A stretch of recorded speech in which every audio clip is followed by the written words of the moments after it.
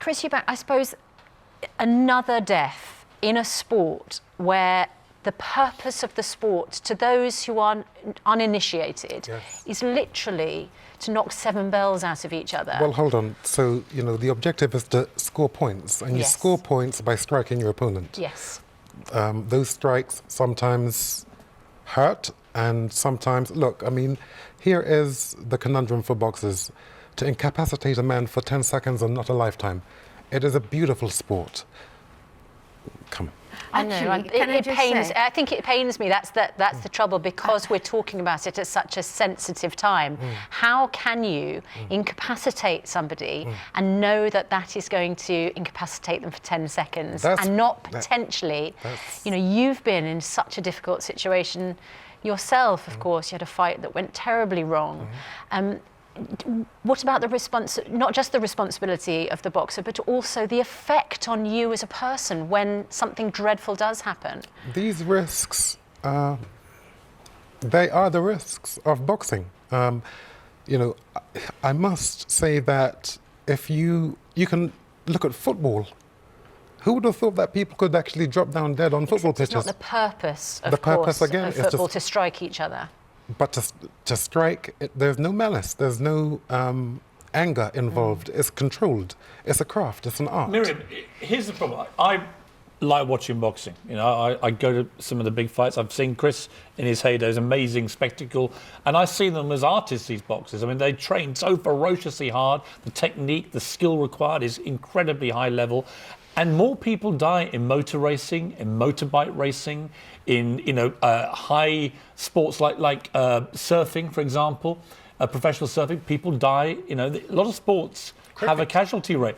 We even had a death in cricket recently, where a ball is propelled at your head at 95, 100 miles an hour. So why should boxing be the one that should be banned? Well, I would echo the point that Susanna made there, that what sticks in my craw is that it's the intent of the players to maim, injure, and if possible, render somebody unconscious. Now that's violent.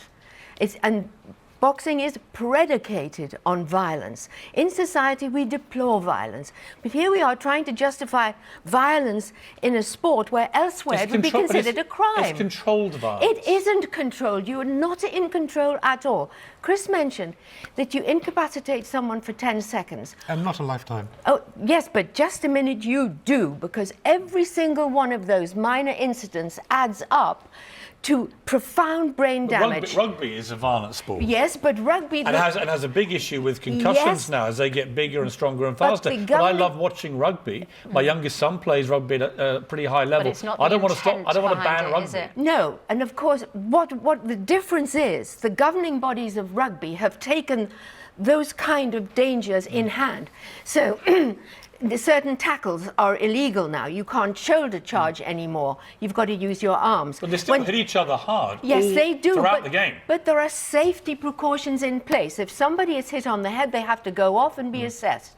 If someone has concussion, they've got to go to hospital and have scans. Piers, every time the head is hit, you get bruises, you get tears, you get hemorrhages, and this guy in front of us, Chris Eubank, one of the best boxers the country's ever produced. He was in some ferocious bouts, I mean wars, right, with Nigel Benn and others. Look at him now. Well, he's perfectly articulate, intelligent. Bless him, he's one of the lucky ones, because I'll tell you something. Well, most of them actually are lucky. But it's not the thing about boxing. No, it's not. It's not most of them aren't lucky. There's been some post-mortems done by the Institute of Neurology in London, and what they found is that every single boxer that they did a post-mortem on has brain damage called chronic traumatic encephalopathy, and that is a forerunner of dementia, of Alzheimer's, and of other neurodegenerative diseases like Parkinson's. After your fight with Michael Watson, he needed 6 brain operations. Your son, Chris Eubank Jr., had his own fight, of course, with Nick Blackwell. He was left in an induced coma. Can I just say on that point, that was the 26th of March, 2016. In that week, 3 cyclists died in races. Right. So... And that is true, Miriam. I mean, yes, the death rate in motorsport can be a lot higher than boxing. It's not the intent. It's the But intent. it's the consequence. Again, the intent. It is the consequence. The intent You see, is the what I sport. believe is that the governing bodies of boxing should be actually taking steps to make regulations that make sure that boxers meet health and safety standards. A lot of they these cannot kids, possibly at the Miriam, moment. I totally hear you, and you make very valid points. But I think it's for Chris, perhaps, a lot of boxers, if they weren't boxing, if they weren't having the discipline of training and going to a gym and all the rest of it, they would often, as we know, from the backgrounds a lot of them come from, might end up in unlicensed brawling. You would have been one. You've said it before yourself. In a way, it saves a lot of kids, I think, boxing. I think that any sport. Hang on. Sorry. Go ahead. Sorry. So, boxing has taught me manners. It's given me a moral compass. It's taught me to respect my community at large. It's taught me to have integrity, because I could never have got to where I got to, or boxers cannot get to where they want to get to without applying themselves to integrity. It teaches dignity. It teaches you not to bully. It teaches you to protect and serve. And so all of these principles and prerequisites are good.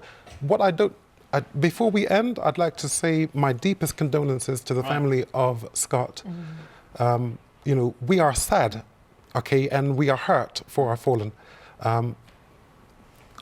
I've listened to him in this last interview he did. He said, I do this because I love it, because I enjoy it. I do it for the fun of it. I do it to entertain people. I'm never going to be a world champion, but I just love it. Now that's heroic to me. Listen, we've got to leave it there. It's a really interesting debate. Miriam, you make very valid points from a medical point of view, and I think they'll be shared by a lot of people.